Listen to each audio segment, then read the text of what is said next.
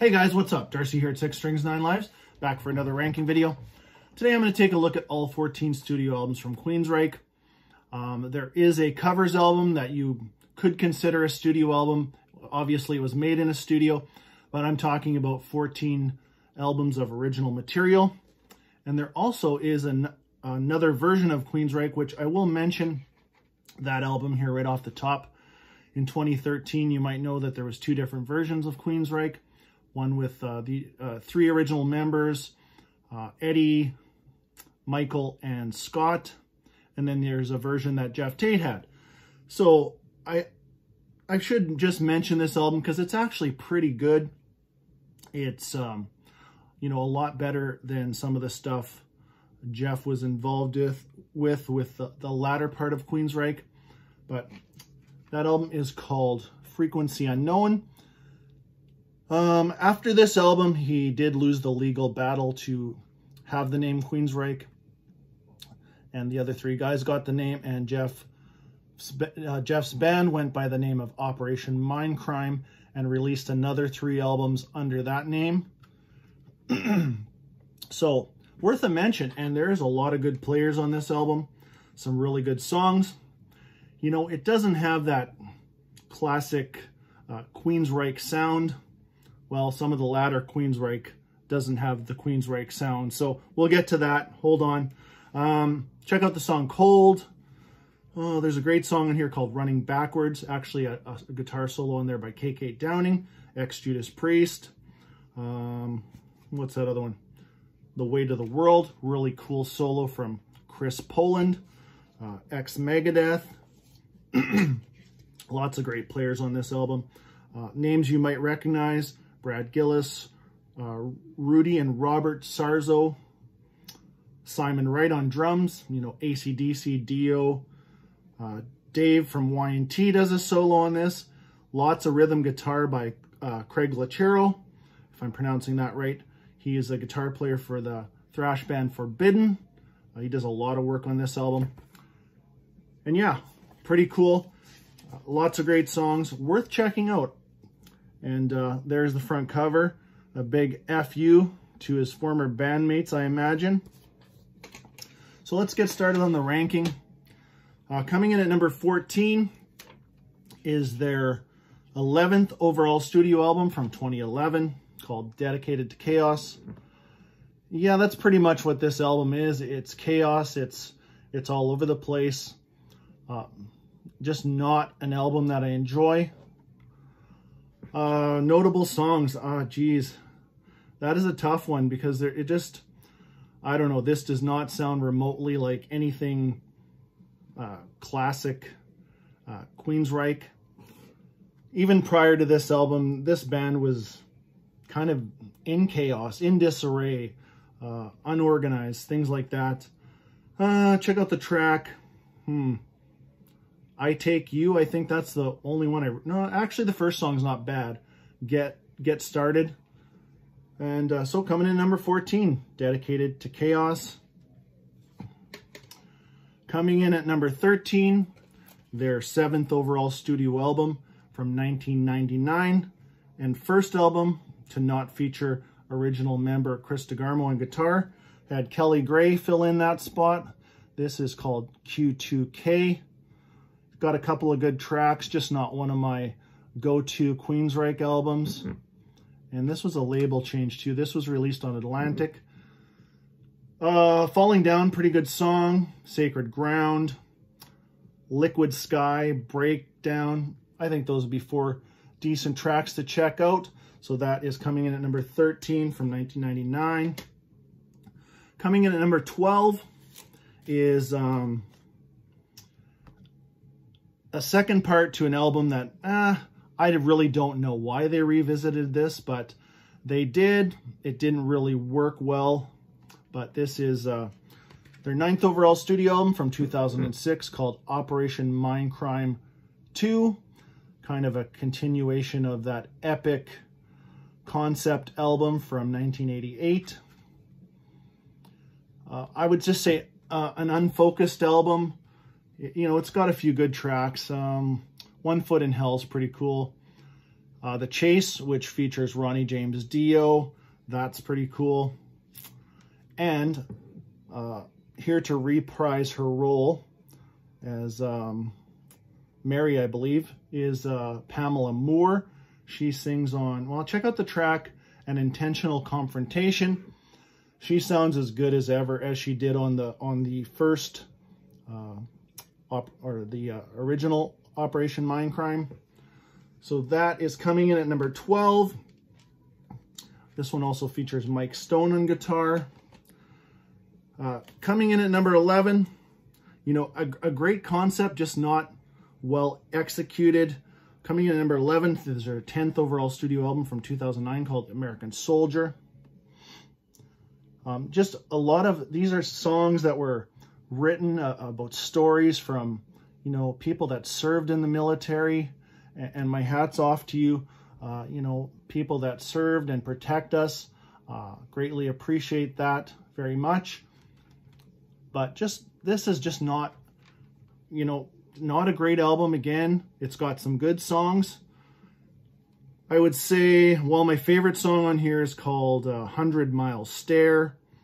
You know, I was thinking about these song titles, you know, and if you are in the military and served, and these song titles would mean different things to you than maybe they would for, you know, me or whoever. But there's songs like Home Again. I mean, totally different meaning. It's The Killer, Middle of Hell, If I Were King, Man Down. I mean, just riveting stuff for sure. But there is some good tracks on here. Like I said, 100 Mile Stare. And I would say If I Were King, great song too. Home Again. So that is coming in at number 11 from 2009. Coming in at number 10 is a guest appearance by Chris DeGarmo. He had actually left after the album called Here in the Now Frontier, but came back to contribute to this album. This is the, like I said, number 10, their 8th overall studio album from 2003 called Tribe. And we had another label change here. This one was released on BMG Sanctuary. So they jumped from, you know, Capitol Records over to Atlantic, over to Sanctuary. You know, when that starts happening, and you guys are familiar with this, you know, it started happening, and especially in the 90s, label jumping was, you know, it almost spelt the end for some of these bands.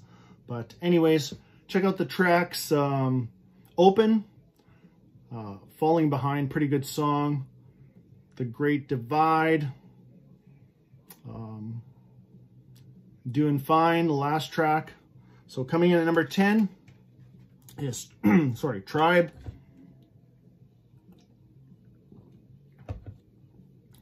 Coming in at number 9. And this is the album I would say they really started losing me even more. Well, yeah, probably the album they started losing me. And then I kind of fell away. Like Q2K and Tribe, I don't even think I bought those brand new, to be honest with you. I think I bought them about maybe 6 or 7 years ago to, you know, kind of complete the collection. But coming in at number 9 is their 6th overall studio album called Here in the Now Frontier. This one is the last to feature Chris DeGarmo as a full-time member of Queensrÿche. A long album, I would say maybe almost too long, but there's some really good stuff on here. Sign of the Times, really good song. What else? Some People Fly, really good. Last track, Spool. And I'd say my favorite song on here is called You. And yeah, coming in number 9 is their 6th overall studio album, Here in the Now Frontier. Okay, so as a casual fan of this band, you know, casual or even new, if I was to hand you this whole discography, you might not even realize that there was 2 singers in this band. So after Jeff had went off and started doing his own thing, Queensrÿche replaced Jeff with a guy named Todd LaTorre. Fantastic singer. He is, it's just like replacing an apple with an apple, if that makes any sense.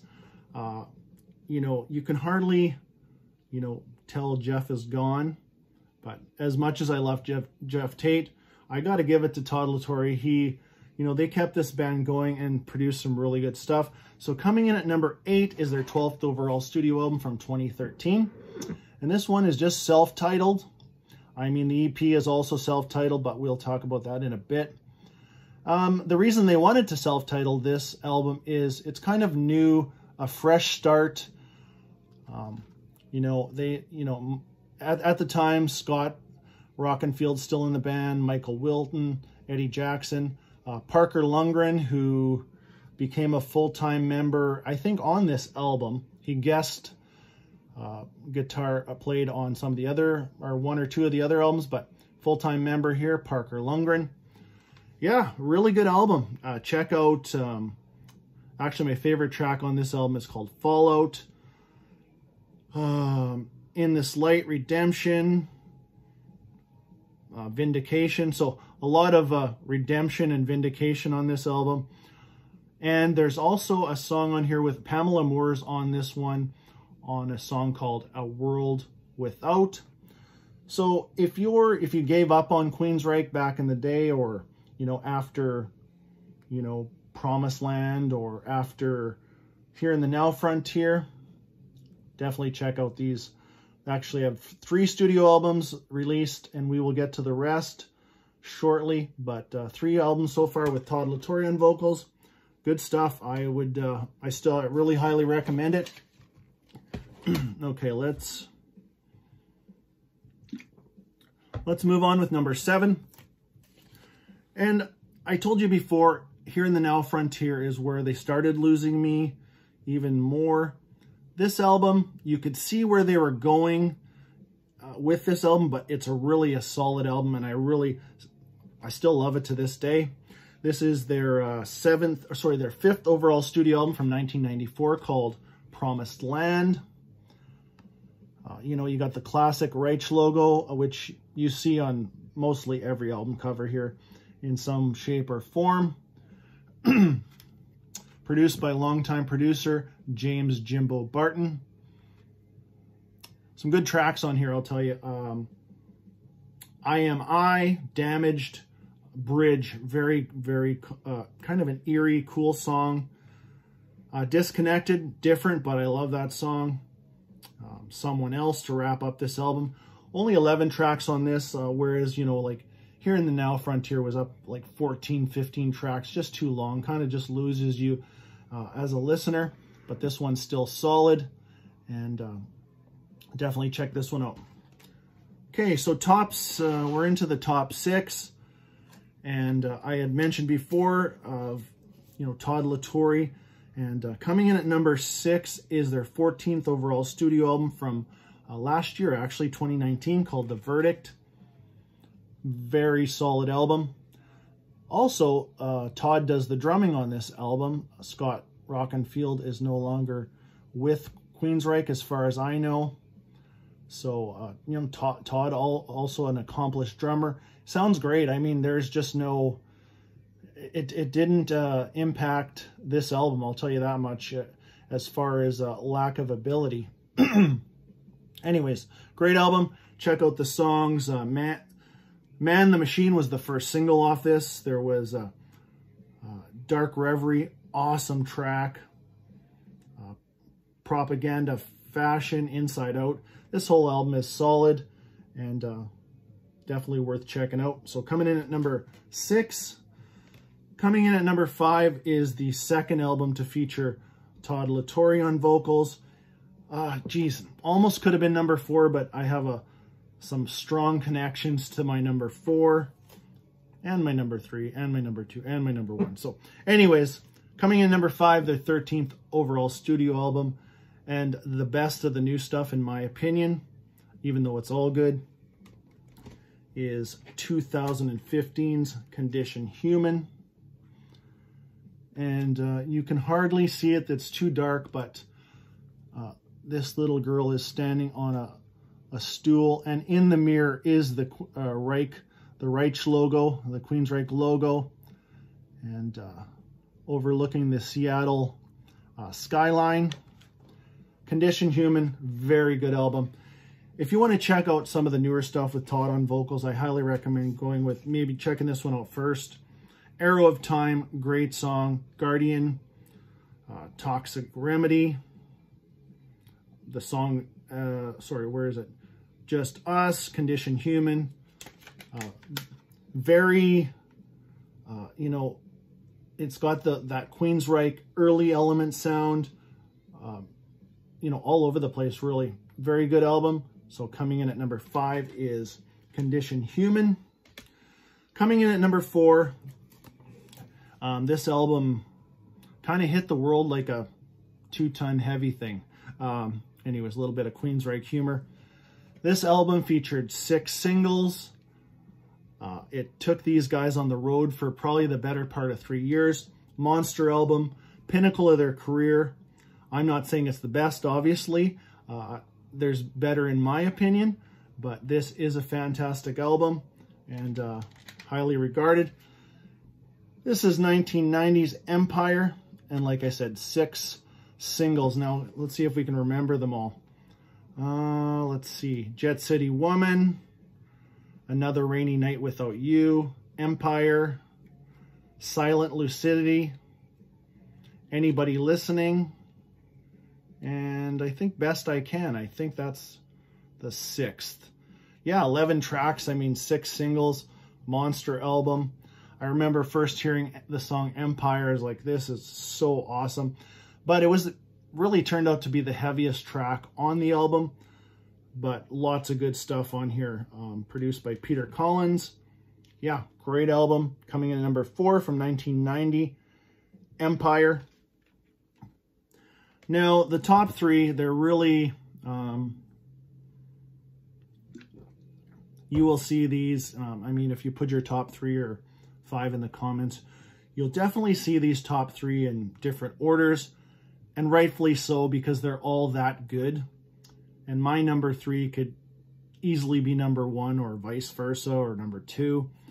But coming in at number 3, actually in 1988, there is 2 monster concept albums, one being Iron Maiden's Seventh Son of the Seventh Son, and this one, Operation Mindcrime, coming in at number 3 for me. Love this album. This is so solid of an album, but the other 2, I don't know, they maybe just hold a little more memory to me, but check out anything. Really, Revolution Calling, the song Operation Mindcrime, Speak. Oh, Breaking the Silence, I Don't Believe in Love. Wrapping up with an awesome track, Eyes of a Stranger. Very good album. Coming in at number 3, Operation Mindcrime. What can you say about that album? It'd definitely be a lot of people's number 1s. And yeah, I think my number 1 would always be my number 1, but I could easily put Operation Mindcrime ahead of this next one. Depends on the day. But coming in at number 2 is 1986's Rage for Order. So I was fortunate enough to be, you know, on to Queensrÿche right from the get-go. I picked up their first 2 studio albums, which this being their 2nd studio album, on release day. And, you know, hearing that EP in the beginning just hooked me. But this album is very solid and contains probably, you know, I'm not a big covers album guy, but this one features one of my favorite cover songs that any, you know, progressive metal band has done, and that is Gonna Get Close to You. That is a song from a Canadian artist called Delabello, if I'm pronouncing that correct too. You know, she's a great singer. Actually, if you want to check out the original version of this song on YouTube, it's very good too, but I love this version. But anything on here, Walk in the Shadows, I Dream in Infrared, The Killing Word, Surgical Strike, absolutely love that song. New Regal, Chemical Youth, We Are Rebellion, and yeah, very solid album. Coming in at number 2, Rage for Order. So that only leaves one, and this is their first studio album. When I heard this album, I just, it was like something I never heard before. Well, you know, besides the EP, but The Warning coming in at number 1 from 1984. Absolutely love this album. I don't know, it's just one of those albums that takes me into a different headspace. I can just, you know, sit back in my chair, close my eyes, and enjoy every track. I never get sick of this album. This is one of those albums that I could just, you know, I could play weekly and just love it and know word for word, things like that. But yeah, check out, you know, this opening track, Warning, Deliverance, No Sanctuary, Take Hold of the Flame, Road to Madness, Child of Fire. There's just not a weak track on this album. And yeah, really love it. Check out The Warning if you've never checked that out. And then I said in the beginning of the video, or towards the beginning, that I would tell you kind of where this would fit in. This would fit in right with this. These, to me, they go hand in hand. This is the original EP. Way back in 1983, I heard the song on Canada's Much Music, Queen of the Reich. Knight Rider on here, Blinded, The Lady Wore Black. Fantastic song. So we can call The Warning 1A, and this can be 1B or whatever. Great EP. One of my all-time favorite EPs, period. But so there is my Queensrÿche ranking. If you would like to, yeah, let me know in the comments. Is this a band that you're aware of? Do you want to get into a few of their albums? You know, maybe this video helps you. I mean, I love watching ranking videos of bands I'm not familiar with, and really checking out, you know, the top part of the ranking, or seeing where not to start. But let me know in the comments what's your favorite 3, 5. Do the whole ranking if you'd like. But anyways, until next time, stay heavy.